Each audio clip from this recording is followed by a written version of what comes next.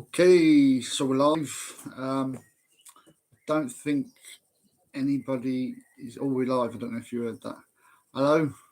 Um, if there is anybody watching this, I'm not sure if it tells me the right figures or not. Please let me know. A big hello to you. This is the first of a series I promised people I was going to do a long time ago. Hello, whoever's just come in there.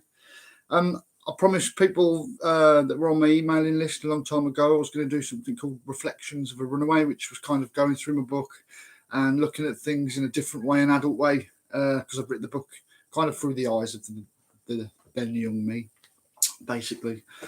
So if you've come to watch this, please let us know who you are, where you're from. Well, you don't have to. You're cool. Just sit back and watch else. If not, what I've done is I've prepared a few things as I've been looking through the book.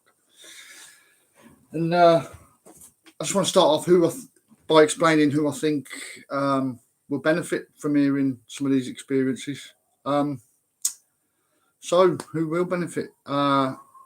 Everybody really, but specifically social workers, foster parents, mental health workers, school teachers, police officers, those working in the criminal justice system, those working with the homeless as well, especially because, the two things I've just mentioned, a lot of people might not know this, but the statistics are 25% of people that have experienced homelessness have also experienced being in care, and 27% of the adult prison population also have experienced being in care.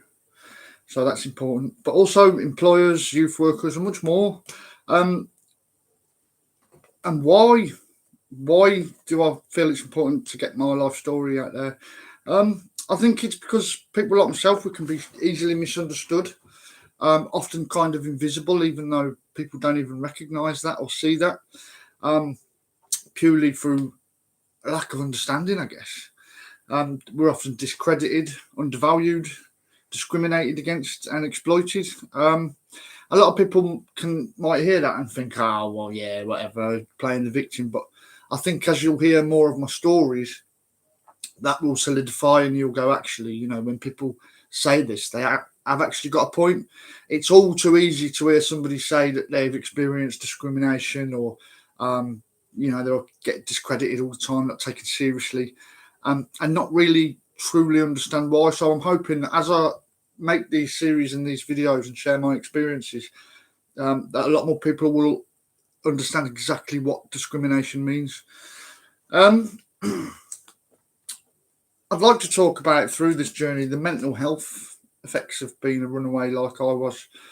That can often be overlooked, when you're staying awake for weeks on end and you're not eating properly, and you're also something I'll go into is the effect on the mind, the adrenaline, and the dopamine, and the constant hit of it, in the sense that when you're always on your toes and you're in a survival situation, you can be flooded with so much adrenaline and dopamine that I'm actually starting to wonder, does it actually create any physical damage to the brain, to the hippocampus? As I used to campaign about gambling addiction, and I realised that the flooding of dopamine from gambling could actually cause physical damage to the brain. It makes me wonder the same thing about trauma. If constant events, do they change? I think the proof is in the pudding that it does. But it's something I'd like to think about, ponder on, and discuss with you all, if anybody's watching this. I'm aware that nobody currently, I think we've got one person watching, hopefully. Hi. I'm not expecting this to be a popular YouTube video or anything like that. Like I said, this is purely for those that will benefit from hearing these experiences. It's not a popular thing. It's very niche, but that's just the way it is. But I'm doing this purely for that reason, really. I know this isn't going to appeal to everybody. The one-size-fits-all narrative in society is false and doesn't work for everybody, especially for people that have grown up in care and many other people. I think we're being taught this one track that people have got to be this one type of person and this one thing. And I've found that actually when you might be told by society that you got all these opportunities and dreams, but I think the older you get, the more you realise how controlled everything is, and that really there is a force saying get in your place, and actually we need to change that so everybody can be their authentic self, wherever they're from, whether they're from the care system or not, or we've all got experiences, we've all got different lives, we've all got something that makes us say, hang on, we need something that changes for me. So that's what I'm hoping that this inspires as well. The understanding that we've all got diverse lives, diverse experiences, and that we need to create a world that actually counts for that, and maybe by the end of the series that I put out, more people from backgrounds like myself are taken more seriously through they are, more understood through they are, and valued. That's not to say, we don't want everyone to think we're superstars, but when you experience day to day, people do automatically say about people like myself, oh, nah, you couldn't do that, or and all of that, and it's so instant and it's so phenomenal, and I think people from my kind of life are crying out to go, hang on, give us a chance, and it's and you that's life, isn't it? You have really got to fight for your chances, but more so, I think the more you get talking to social workers, foster parents, care experienced people, you realise actually how hard we have to fight for our chances, and the disregard, and let alone the lack of framework is there, and that's something that seriously needs highlighting. But also, what makes us that person, and that's why I want to talk about my story, what makes us go that route, and just more understanding for the homeless, for people that are in young offenders, and all the rest of the care leavers that are all spread out through different avenues in life. A lot of mental health and trauma issues along the way for many of us. Some of us do better than others, some of us have more support than others, and some of us have more fight than others, more success than others, but that doesn't I think we need to bring it all together and look at ourselves as one, not community, because we are the whole community, not just care experienced people. I don't want to put us in a box, but I know what I mean. Right. So first things I wanted to talk about, when I was just going through the contents list of my book, Poems from Runaway, which is here. Hang on. So if you don't know about Poems from Runaway, just a quick plug. This is my book. It's about my life growing up on the streets as young kids, being run away from the care system, children's homes, foster parents. And it's not a violin, feel sorry for my book. It's like I will explain all of these events and experiences. I actually want to keep it humble. And I want to keep it relatable and authentic and connective. And that doesn't mean that, I don't need any small violins to manipulate you into listening to me. I know a lot of people won't, but if you do, then that's the bonus, isn't it? I'm not going to play on those shocking and sad stories, but I will still talk about a few. The first thing I wrote down here was, when I look back at myself as that young kid, I think as I've witnessed growing up other kids in that same position, I kind of look at myself as that kid you see hanging outside the shop, on his own, asking you to get him a pack of fags, and you're like, what? He's like 10. What's he doing? And so I'm hoping that my story kind of highlights that there could be more going on in a young person's life like that, actually, for people to recognise that young person and think, hang on, now why is that young lad on his own all the time hanging outside the shop? Because it's important that more good people know this, because I mentioned many times in my talks, I've done talks to social workers and fostering organisations, and I mentioned the importance of good people knowing this, because the people with all the wrong intentions know this now. They don't need teaching this. They don't need reminding about this. They can smell all this out in an instant, and it's why more people with a heart need to be aware of these experiences, because they need to be there for that young person as quick as a predator is, and I don't feel that that's actually the way the world always is. So that's why I want more people to understand like what could be going on in these young children's lives that were like I was as a young kid. Just to think a little bit more about it, basically.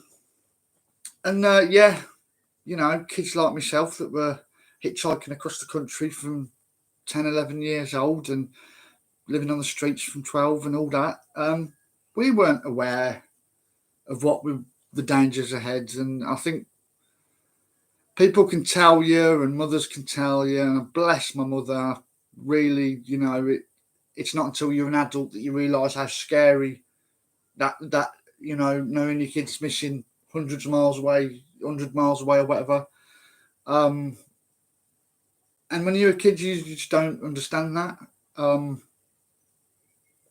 so you haven't got that sense to relate what having bad things happens to you means, because you've only seen it on films. You've never had the trauma. You've never had the defense mechanisms. And it's something to bear in mind when you're telling young people these stories, maybe like about the dangers, is to really find creative ways.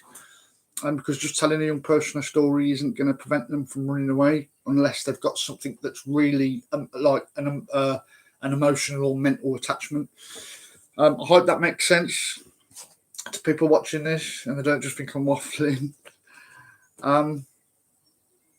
Yeah, like I mentioned, did constantly running away change my brain chemistry. Now, I guess people won't, even people who've read my book won't understand always the adrenaline rushes how intense they were. So you got to understand, young kid from former mining town, not a lot going on, quite small. Been a few places across the Midlands, but it's all been Staffordshire. It's not been like a city. Birmingham was somewhere I hardly ever went, really. And then all of a sudden you're in Birmingham New Street amongst loads of people, and then a couple of hours later, all of a sudden you're in London Euston, and that change of environment, and knowing that the police might have been looking for me, I wasn't too sure if the police would be looking for me as I got to London on my first time. You're looking, and you're like, as soon as you spot a police officer, your heart's beating and you're ducking, and it really does affect your brain.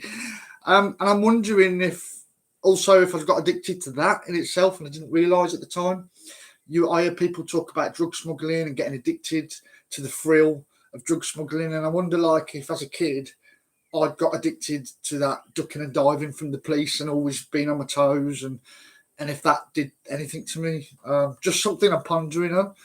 I'm hoping to get a little bit deeper in this, into children in care. If anybody's watching this and you've lived in care, you've grown up in care, or you're a foster parent, you're a social worker, and you know any stories that you're able to share, let us know. Share what your thoughts. I don't want this to be me rambling onto a camera. Unfortunately, it is. I've posted this absolutely everywhere. There's 2 people watching, so hi. Yeah, I don't just want this to be me rambling. I'm trying to get a discussion going. So comment. Let me know what you think. If you have commented and I can't see it for any reason, my apologies. Anyway. Yeah, a big part of me thought. So I guess I haven't explained much of my story, but there is some more videos with a bit of my story on. But was a lot of it just that I needed to be more active in some of the places I was at? And thinking about it, before I ever ran away to London, the foster parents I had before, I was actually like getting taken out every few weeks by like this volunteer. We used to go like play snooker and badminton, and I wasn't running away, and I never had any desire. I'm not saying that's the only sole reason, because I thought I was actually happy and content at the foster parents. And some of you will know who've read the book. I was living with Hazel and Gordon, and then all of a sudden I got a phone call one day saying, "You're moving tomorrow." And just being that kid, I didn't really question it. I just went, yeah, I just didn't, But I was active, and I think, going to London and all that and being on my toes and walking around for miles, not sleeping and not, and there was things that I did back there I could never do now. Just simply could never do now.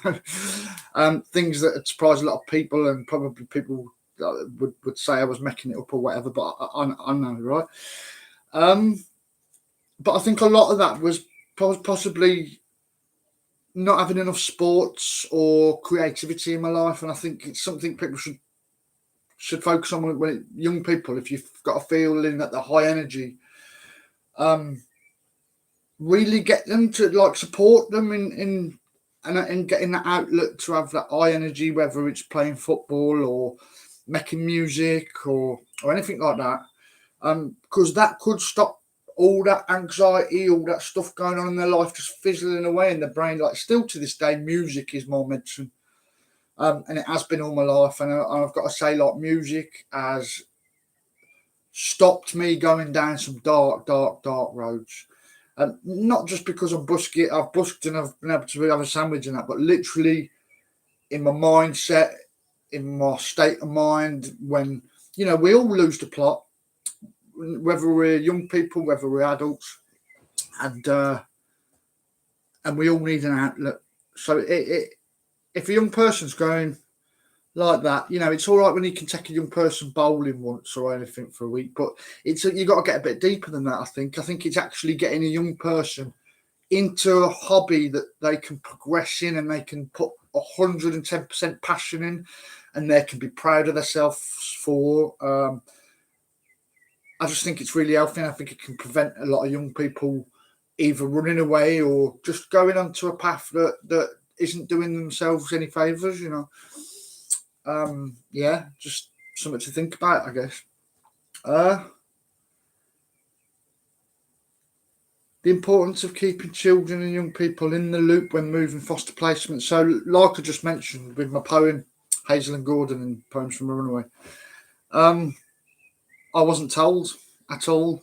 And so I became this kid I became a young person that wasn't encouraged to make his own decisions in that sense with my placements. Now, I really wish, looking back, that I'd have said, hang on, I want to stay here. I really like Hazel and Gordon. They're lovely, they are, which is what I felt. And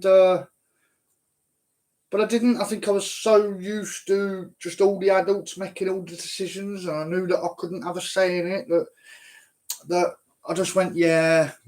So over time, I think if you experience that young people just agreeing, you need to double check, triple check, and make sure that they're totally aware of what's going on in the circumstances. It's all too easy for a young person to just go, yeah, okay, without,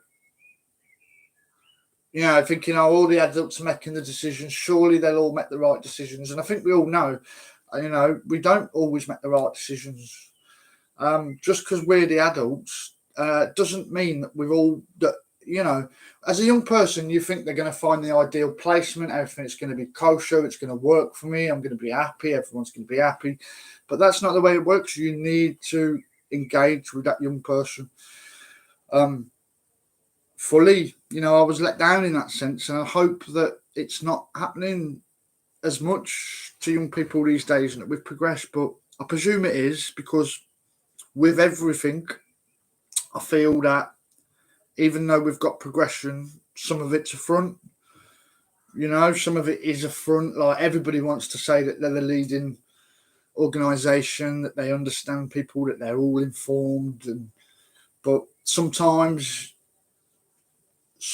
it is just it's people bigging themselves up a bit too much, I think, and not actually totally understanding and connecting with the young people and their lives.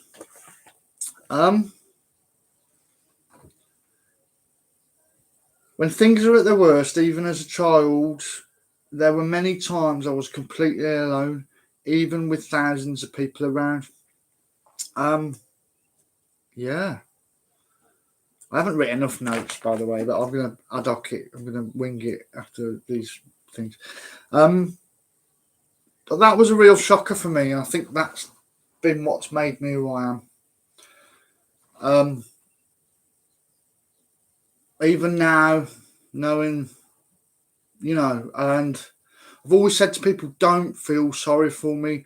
If you're gonna feel and if you're gonna feel that's so sad, then please feel that's so sad for the people that are going through it. I'm all right.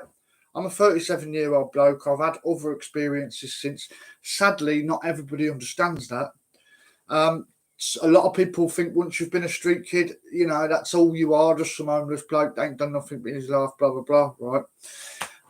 It's a big phenomenon in my life, I think.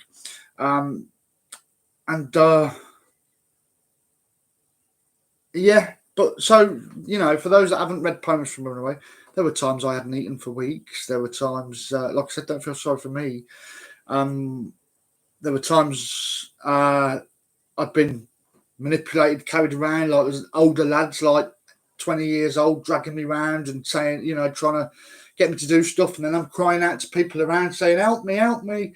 Those that nobody would, everybody kind of just looked like they were half asleep.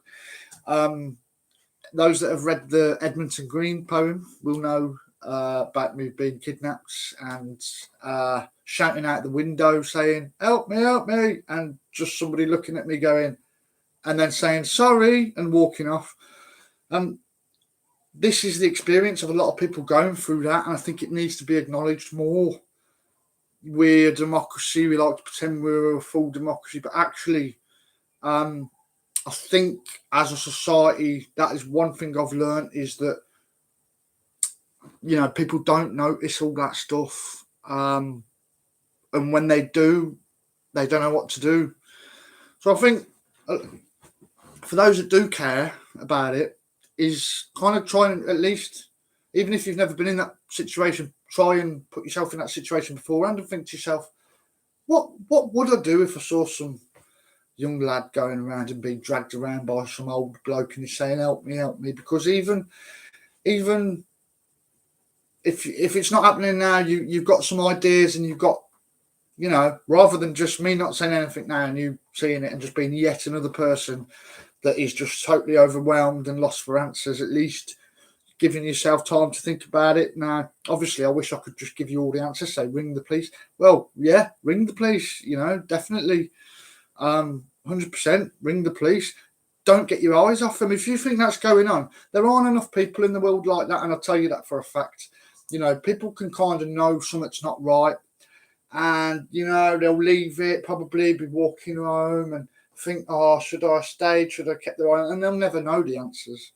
Obviously it's not always safe. Some people got to keep a distance and things like that. Not everybody's as able or confident or whatever, but it's something I wish more people worked on, because the amount of times I could have just done with the general public being willing to step in as a vulnerable young person, and they didn't. It does make me feel sad thinking about it a little bit now, but like I said, not for me. It's more the concept, and it's more where we are as a society on that, and being aware of that. And a lot of people might find that too sad to deal with, and I can understand that. But it's something we need to work on, because it's something that I can directly say affects people's lives and experiences, and we can do better. It's just about doing a little bit better, I think. One thing that didn't happen in my life in care, but happened with my life on the streets, that I think could be turned around and actually used by social workers and support workers and things like that, for young children in care and young people in general, is the importance of learning multiculturalism and meeting people from all different walks of life. London was what did that for me. So I spent a lot of time in London and I stayed there. But I think the more I kind of, as soon as I started going away, started realising, it's, and the care system lacks it as well, but the importance of teaching young people all about different cultures is so important. And I think a lot of young children in care are so naturally open to all that. They've had varied experiences themselves. So I'm not sure why I wrote that down. I just thought it was a good tip. Oh, sorry, Chloe, I never saw your comment there. I was ranting on. So let me just see what you're saying. So yeah, getting people to meet people from all walks of life, well important. Chloe's put, what do you think we could do within schools to support children in care or ones that run away more? Answer wherever. I don't want to interrupt your thinking. Oh, okay, thanks. Interesting question.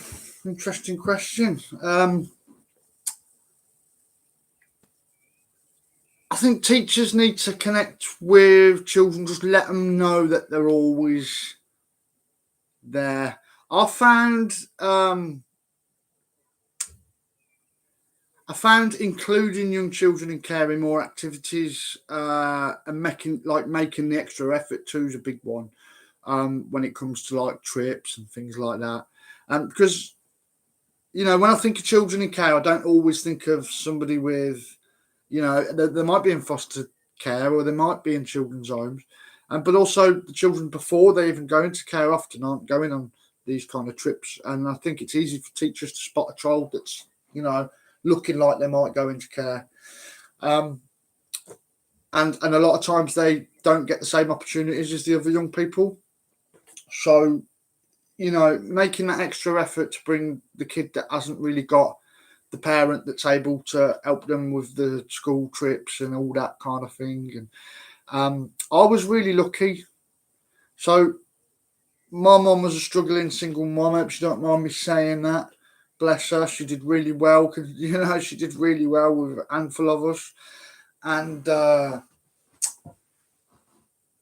a lot of my clothes were like hand-me-downs. And I know, some people go, oh, what? But actually, knowing that you had, not just for me, but for my mum, knowing that they had the school teachers actually making the effort to support, and knowing that, like, there's such a big difference for a kid like me. That's what I mean.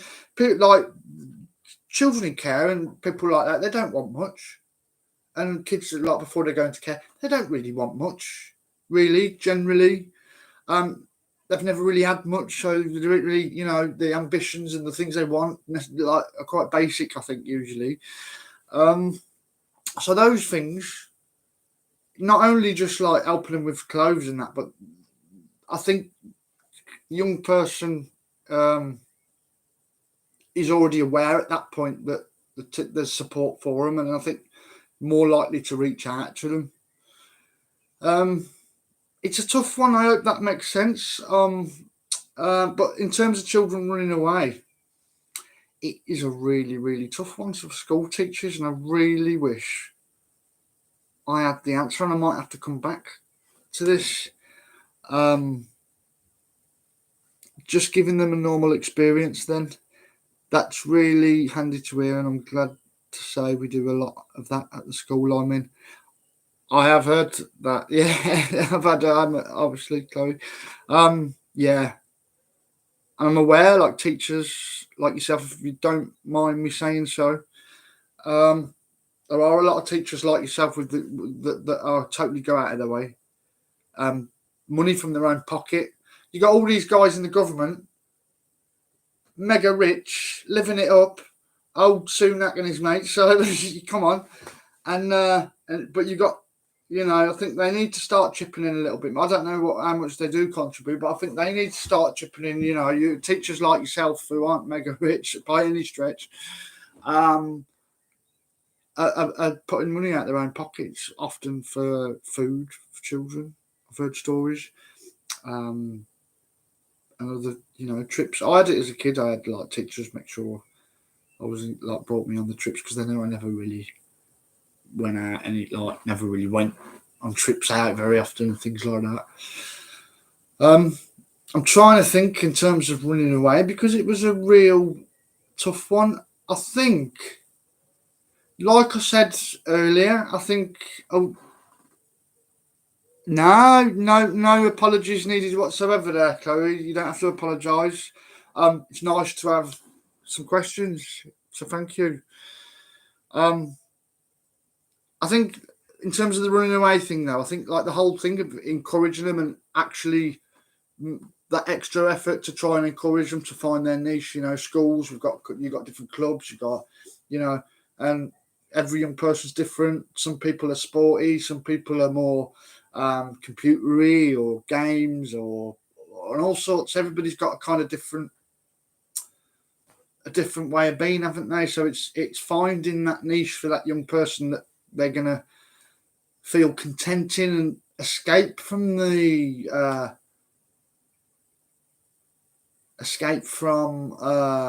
anything they might be going through if they're in that confused time of their life. I hope that makes sense, Chloe. Yeah, just make them feel included, man. Yeah. Often that exclusion comes from chaotic life. They might, once you get used to running away, you're running away all the time, and then you're hardly ever at school. And I think that's another one actually for school teachers, Chloe, is, once you're out the loop, it's hard. It's so much harder to stay in the loop because once you're running away, obviously teachers will know this. You're falling behind. You're falling behind your work, and you get to a point where you're just like, what does this mean? Everybody else has learned it. And for me, that was when I was doing all mad stuff as a kid and getting kicked out of class. Me and my mate getting kicked out of class all the time and then running out of school and then going back to London the next day and all that. So, yeah. Chloe's put, so true. It's difficult to come back knowing you've missed a lot, not just with the work, but with the social sides too. 100%. You fall out your peer groups. 20%. 100%. I mean, you totally fall out your peer groups. It's mad. And you find yourself with some friends that stick along during the way, and that lasts a little bit longer. But when you moved around in care, and then you move from a different town to a different town, like you don't have all that like after school stuff. You don't see your mates after school. And so I used to get like a taxi take me to school one morning, like not on the meter, but it was like organised from the children's homes and the foster parents or was that and then it used to like pick up some other kid and go to another town and all that. So we was miles away at some points. And you meet some friends, but it's all a bit vague. And I don't think you were aware at that age that you've kind of lost your roots a little bit, or that you're losing your roots, in a sense. And that's not always a bad thing, Like I said, I went on. I also say to people, get out of that town you're in for a bit and stuff. But I think for most people who do that, they've kind of got this framework that they're always aware is there. A lot of children care and people that leave the care system and all this, they're either aware it's not there or I wasn't aware that I was any different for a long time. I didn't consider myself as having less than anybody else or anything like that. It was just my experience. So I just did it. And it was just totally normal. And that's what it is to people. You're just on this earth. You're bumbling along on this earth. But it's not until you get older you start realising actually you haven't got what everyone else has got here.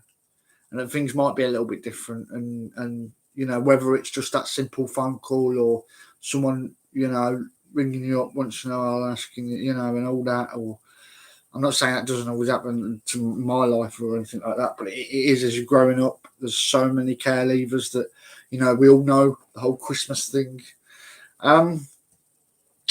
So you do get, you are aware that life isn't the same as a lot of people as you get out. The more you get older, and things like that.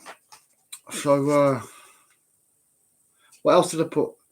It was something I mentioned on, so I'll mention that again. So I won't be mentioning it in my next video. And I'm hoping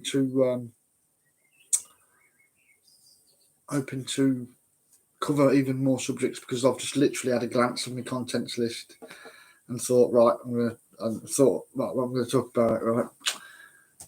But yeah, that whole thing about society recognising children and young people that are from that background, and it's like the one thing that always got my goat was this whole calling people chavs thing. And as soon as it started happening, I was like, what are you doing? What are you doing? Why have a label for some kid just got a baseball cap? Man, and half the people that say it, you haven't got a clue what I looked like when I was 16. So in my last video, I was talking about, my experiences in the 2002 May Day demonstrations when I was 16 years old. And I explained that I actually, despite being in an anti-capitalist, like workers' rights demonstration thing, I actually looked more like a football hooligan at the time or something, because I wasn't like this with dreadlocks and all that. I was a young, and so I would have looked more like what people described as a chav. And yes, I was kicking doors off the children's homes office, and I was smashing all the windows in, and went on my worst days and all of this stuff, But it's such a disconnect, and so what I want is I want more people to understand these young people, and because they are, that's just one little example of the disconnect and the degrading of young people.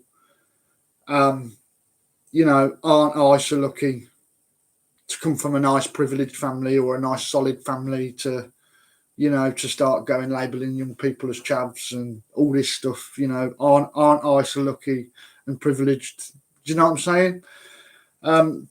If that offends anybody, swivel on it. Sorry.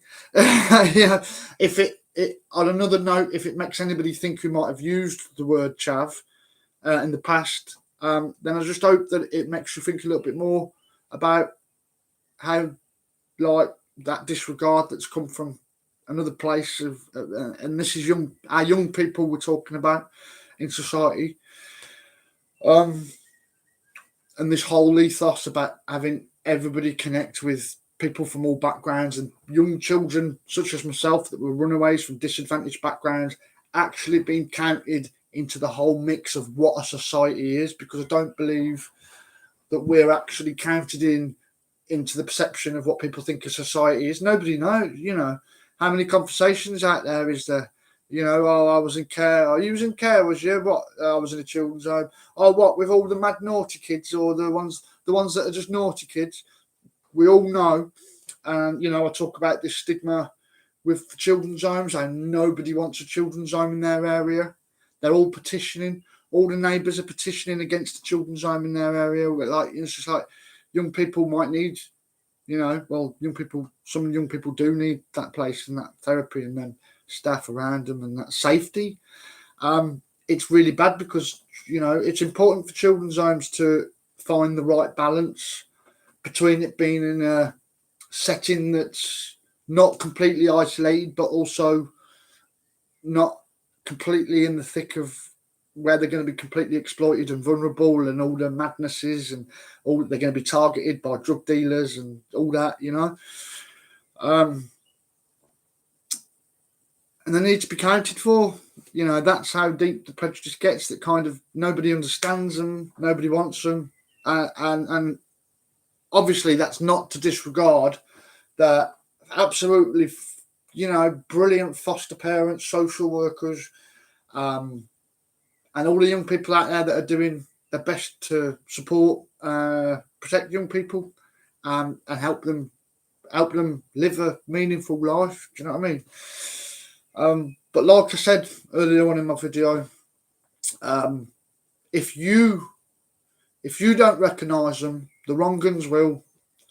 And I know this video is marketed. I've sent this video to like social work community and things like that. So saying wrong guns isn't exactly the right word to use. I should just say predatory people. I'm trying to be professional, but then again, I'm not. I'm not. I don't want it to be so professional that I'm watered down. I want people to connect with it on an emotional level. This isn't some blasé plasticized, whoever you say it, talk. This is supposed to be a genuine, just authentic, ad hoc talk. Is that the word, ad hoc? I don't know. But yeah, the point is, if you lot don't start connecting on a more meaningful level with the homeless, the care leavers, and all that, who are, by the way, the people that will show you where society is going, because with the issues of young people in care and homelessness and all that surrounds it being largely ignored, it's left to grow and it's left to fester. And before you know it, within 10, 20 years' time, it's a normal thing. And society just thinks, like, society starts saying what went wrong, why, how did all this happen? And maybe, just maybe, that happened because nobody gave the people that were shouting it out for years ever a chance. So I know that this isn't going to be popular. I've been doing this long enough to know that these things are things that people talk about and only get recognised often decades afterwards. But it is what it is. And even though now, I know this video might be up for however long, and it might not get many likes at all. But I'm hoping that, even though there'll be people discredit what I'm saying, things like that, that hopefully as time goes along, maybe more people will go, you know what, he might have a point.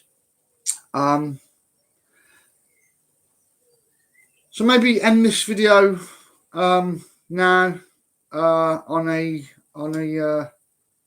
nicer note about some of the nicer people with my experience. I'm hoping that some people see this video and get involved, and that maybe the next time I do a video like this, I'm not just talking to myself. It has all felt, the whole Poems from a Runaway experience has felt very, very strange. I've had extremely limited people who are like largely in my own bubble. I'm not completely understanding what is going on here. There are people doing stranger things, getting far more support and backing from me. Twitter's like I'm just ghosted completely on Twitter. Don't really get it. Learning to be cool with it. I'll never really be any internet success or anything like that. But guess that this is just me trying to reach out to a couple of people to say maybe understand some of these young people more. So on one of my last notes, I wrote down the nicer people, like the family from Plantation and Leah. So those that have read the book, again, the family from Plantation. There's a news article. If you type in 7 News Runaway Reunion, you'll find it. And that was not only life on the streets as a beggar from 13. I wasn't just a beggar. I was roaming around London, meeting all sorts of characters and all sorts. But all them people that stepped out the box, and they were special people indeed. In a world where most people just walk on by, some people don't just walk on by, they snarl at you, they throw hate at you. Even if you're a 12, 13-year-old kid, believe it or not. The amount of adults that would sneer at you, really cuss at you, try and bully you, it was disgusting. And it was all out in public. But I don't want to let them overshadow the beautiful people that stepped outside the box, that actually looked at life around them in a different way and understood and got it, that weren't out on their own tunnel vision, consume, me, that monster mode. Do you know what I'm saying? I think society can make us in monster mode, if you know what I mean. But those beautiful spirits that stepped out the box and just treated me like a human being, connected with me, even though I was lying about my age. I was telling everyone I was 16, 17, 18 and all that, but that was my survival mechanism. All those people that just treated me like a human being and did things and connected with me without patronising, you could sense that they just connected with you on a total level. There was no patronising. There was no, I'm better than you. It was pure connectivity. And it's them people that were the ones that made the biggest difference in my life by far. By far. I'm not sure where this is going to go, so I would like to do another one of these videos sometime soon. Maybe I need to give it a few more weeks to let people know about it. I'm not quite sure, or I'm just not quite sure if the demand's there. Maybe the demand isn't there, but if it is, if you've watched this video at all and you've enjoyed it, please, give us a like. Let us know you've enjoyed it. I'll share it out or whatever. It makes all the difference in what is Ben yet again choosing mega stupidly hard fights, but that's life and that's what we do. If you're care experienced, if you've grown up in care and this is all like a new thing to you and you didn't realise actually there was a load of people getting together on social media and then going to events and meeting up and trying to actually create change within social work and the decisions that affect young people in care these days, then come along. If you grew up in care and you didn't even know this was happening, get on Twitter, type in #CEP care experience, find all the people, find what's going on. We've got great things happening at the moment with people talking about even getting protected characteristics, and it's going through. Councils are passing it. More and more councils are passing it every day as we speak, because people are being made aware of the realities for these young people like I was. And like I said, this video in itself, by all means, make sure to grab a copy of Poems from a Runaway, by all means. But the whole point of this video isn't about me. The whole point of this video is about connectivity with the people that haven't had enough of it.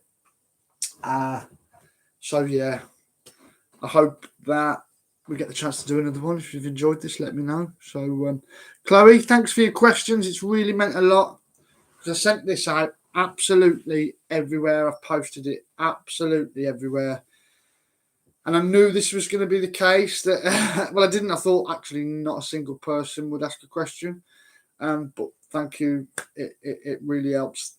It really helps just to make it a little bit more natural, to calm me down, make it feel more normal. Does that make sense? Rather than me making this YouTube video and just shouting. So I'm going to leave it there. I'm hoping next time we can get more people in, and then it can just, I'm not feeling like I have to, I've got to make sure the content here, and all this. We've even just had a dislike. Isn't that crazy? I think I'm just being messed with. I'm not sure. We were just on 5 likes and it's just gone down to 4. So this is the life of Ben, folks. I'm not sure why. It all feels very strange. Maybe I'm just a big weirdo, or maybe we are generally just, I don't know. Anyway, all the very best. Why is this going on? Oh, it was you, Chloe. All right, it says 4 here, but whatever. I'm not going to moan about it. Right? Yeah. Anyway, Poems from a Runaway. If anybody wants a copy of it at all, is on Amazon, and signed copies, I think, from a website, not at the moment, but it is on Amazon, and it's on Audible as well, narrated by a bloke called Steve King. So check that out. But again, this isn't for the plug. Hopefully, reflect more on all of this. I hope somebody out there finds value in it. Maybe they do. So, thanks for watching, Chloe. And thanks for anybody else who watches this. All the very best. If you want to read my blogs and find out more about what I do, check out benwestwooduk.com. And the blog, you just put a / and blog. All the best. Take care, everyone. Thanks for watching. Thanks for watching, Chloe, and whoever watches this in the future. All the very best. Bye-bye.